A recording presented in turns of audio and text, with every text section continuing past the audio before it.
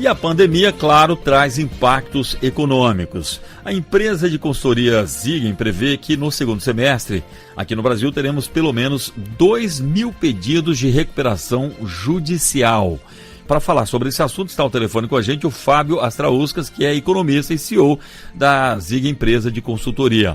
Fábio, de que forma ou quais parâmetros são levados em conta para se fazer esta previsão? Bem, Marcelo, primeiramente é importante dizer que essa era uma previsão feita antes da aprovação, pelo menos até o momento, na Câmara dos Deputados, ainda tem que passar pelo Senado, do PL 1397, que faz algumas regras transitórias, alterando as regras da lei atual de recuperação judicial.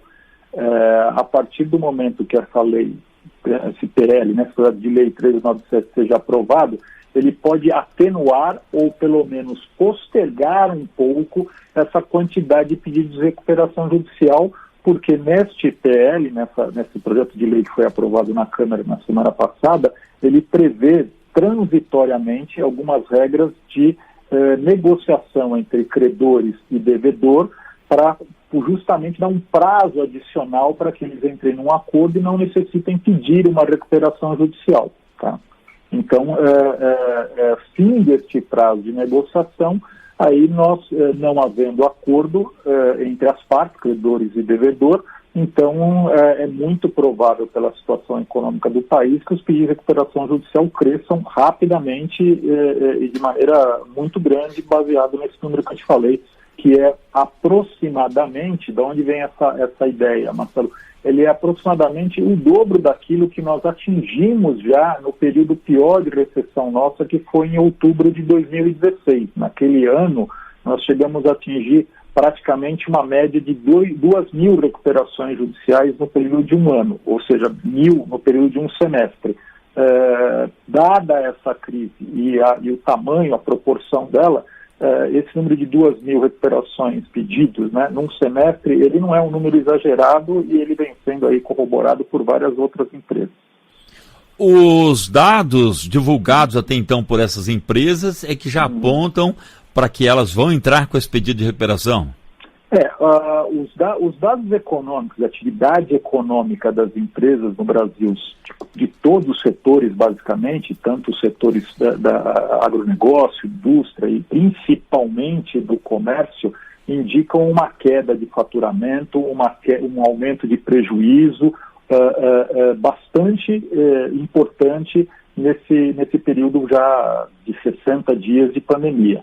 É muito provável que essa queda se estenda por mais alguns meses, o que vai fazer com que as empresas não tenham condição de honrar os compromissos assumidos. Não tendo essa condição, elas serão obrigadas a renegociar com os credores. Esse é o princípio, inclusive, da própria lei de recuperação judicial. O fato é que nós temos, nesse momento, isso de uma maneira muito exacerbada, e também com uma dificuldade muito grande, uma diferença muito grande de expectativa, né? Tanto o devedor quer prazos muito longos para pagar, quanto o credor, né, não espera receber isso em tão longo prazo. Essa falta de acordo é que vai levar as empresas a pedirem recuperação judicial. O Fábio, o Anchieta Filho, nosso apresentador em São Paulo, também tem pergunta para você. Anchieta. Claro. Obrigado, Marcelo. Bom dia, Fábio. Bom dia, Anchieta. Fábio, a empresa aérea Latam pediu recuperação judicial nos Estados Unidos por causa dessa crise do coronavírus. Em comunicado oficial, a empresa afirmou que anuncia a reorganização para garantir a sustentabilidade ao longo prazo. Segundo a nota da empresa, Argentina, Brasil e Paraguai não estão incluídos no processo de reorganização pelo capítulo 11, que eu não sei o que significa isso, mas a entidade da Latam no Brasil está em discussão com o governo brasileiro sobre os próximos passos e suporte financeiro às operações brasileiras. Ou seja, é uma tentativa de acordo aí, de uma ajuda do governo para evitar a recuperação aqui no Brasil, Fábio? Muito bem, Anchieta, vamos começar pela tua dúvida com relação ao que significa o capítulo 11. O capítulo 11 é como comumente é chamada a Lei de Recuperação Judicial lá nos Estados Unidos. É um nome que se dá popularmente para a lei, é o Chapter 11, porque ele remete, né, ao artigo constitucional da Lei dos Estados Unidos que regula as leis de falência e recuperação. Então, Então, o que ela está dizendo aí é que ela entrou com o pedido de recuperação judicial lá nos Estados Unidos e que, neste momento, ela não pretende estender este benefício aos países que você citou, entre eles o Brasil. No caso do Brasil, realmente, neste momento, e pela situação que nós vivemos, de suspensão de vários prazos legais para execuções, e também na expectativa, como eu acabei de dizer para o Marcelo, da aprovação desse projeto de lei que está tramitando, já aprovado na Câmara e que está indo para o Senado, não faz sentido que a Latam entre com um pedido de recuperação judicial aqui no Brasil, porque ela já naturalmente, se essa lei, né, que nós comentamos aqui no Brasil for aprovada, ela dará para a Latam um período de suspensão de prazos para ela poder negociar com os credores ou obter, como você mesmo relatou, ajuda, né, algum tipo de financiamento do governo. Ela dará pelo menos aí 120 dias para que a Latam possa se reorganizar aqui no Brasil ou compor com os seus credores e obter um financiamento do governo. Por isso que ela não está entrando com o pedido nesse momento, aqui no Brasil. Obrigado. Vamos falar também com o Walter Lima. Também tem pergunta para você, Fábio. Walter. Bem, senhor Fábio, um bom dia para o senhor, muito obrigado. Primeiro, eu gostaria que o senhor explicasse para nós o que vem a ser realmente recuperação judicial, porque muita gente às vezes confunde com falência, ou seja, é muito estreito a recuperação judicial com a falência? Puxa, Walter, essa é realmente uma dúvida que surge na cabeça de muitas pessoas. Ela até vem da lei anterior. A lei anterior, que foi reformada em 2005, né, ela nem dava o nome de recuperação judicial. Nós vamos lembrar aí, nós mais velhos, vamos lembrar que ela chamava ainda concordata, né? A concordata, o instituto da concordata foi extinto, o nome falência permanece, porém a reforma da concordata para a lei de recuperação judicial, ela alterou a ideia, né, dessa recuperação de empresa. A lei de concordata, ela se focava na recuperação dos créditos, enquanto que a lei de recuperação judicial, ela está focada na recuperação da empresa e, consequentemente, da capacidade da empresa em pagar suas dívidas num prazo mais dilatado, num prazo negociado. Essa confusão ainda existe porque a lei é a mesma. A lei que trata de recuperação judicial é a mesma lei que trata de falência. É a Lei 11.101. Porém, são dois institutos diferentes na sua concepção. A recuperação judicial leva em consideração a possibilidade da empresa se recuperar e voltar à sua atividade econômica normal, dado prazos, dado venda de ativos, dado uma negociação ampla com os credores divididos em categorias, enquanto que a falência, ela reconhece a incapacidade de, após, né, esse pedido de recuperação judicial, a empresa continuar seguindo suas atividades. Por isso que a lei é a mesma, mas são regras diferentes e também uma visão diferente do legislador com relação à empresa. Agora, senhor Fábio, a recuperação judicial é a bala de prata que o empresário tem para poder resolver a sua situação contábil, ou seja, se não resolver com a recuperação judicial, de certo virá, portanto, aí a falência. E recuperação judicial, ela só é cabível na primeira vez ou tem a segunda vez? Como é que funciona essa questão?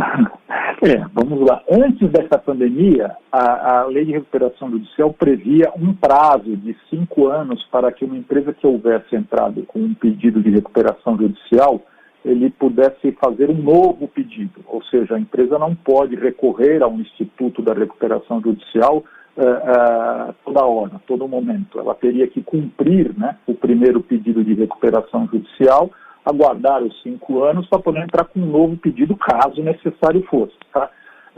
Agora, isso é muito importante o que você colocou, Walter, porque este projeto de lei que está para ser aprovado na Câmara e para ser votado no Senado, ele dispõe transitoriamente de uma regra que permite às empresas que já estão em recuperação judicial ou as que pediram recuperação judicial há pouco tempo, não importa mais esse período de 5 anos que eu lhe mencionei, de entrarem com um novo pedido. Ou seja, se você tem uma empresa que hoje pediu recuperação judicial, vamos supor, em setembro do ano passado, esse plano sequer está aprovado ainda, ela poderá pedir uma nova recuperação judicial nesse período transitório que o governo estabelece nesse projeto de lei, que vai ser válido só enquanto houver estado de emergência, né, em princípio até 31 de dezembro. Então, o que você disse pode acontecer caso esse projeto de lei seja aprovado pelo Senado e vá à sanção do presidente.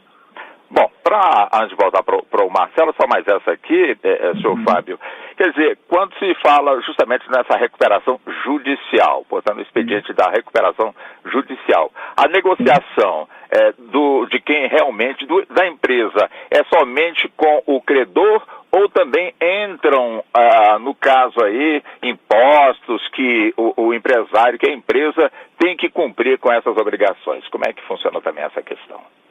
Então, impostos, tanto na lei em vigor, né, a Lei 11.101, quanto nesse projeto de lei, os impostos não estão sujeitos aos efeitos da recuperação judicial. Significa o quê? Os impostos continuam sendo negociados com o governo através de uma legislação própria, que é a legislação tributária. Tá? O que ocorre na lei em vigência, a Lei 11.101, é que há um dispositivo prevendo a possibilidade de um parcelamento especial para empresas em recuperação judicial.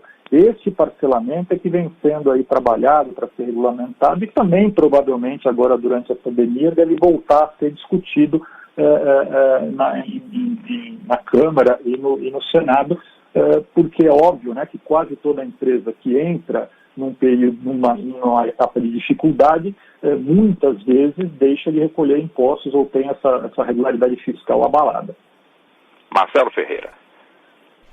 Tá aí, nós queremos agradecer pela atenção com a gente aqui na Rádio Nacional, a participação aí do Fábio Astrauskas, que ele é economista e CEO, né, da Zigen, que é uma empresa de consultoria e especializada em reestruturação de empresas. Muito obrigado, viu, Fábio? Um bom trabalho. Obrigado, quero agradecer ao Marcelo, ao Walter, ao Anchieta pela participação e aos ouvintes da Rádio Nacional.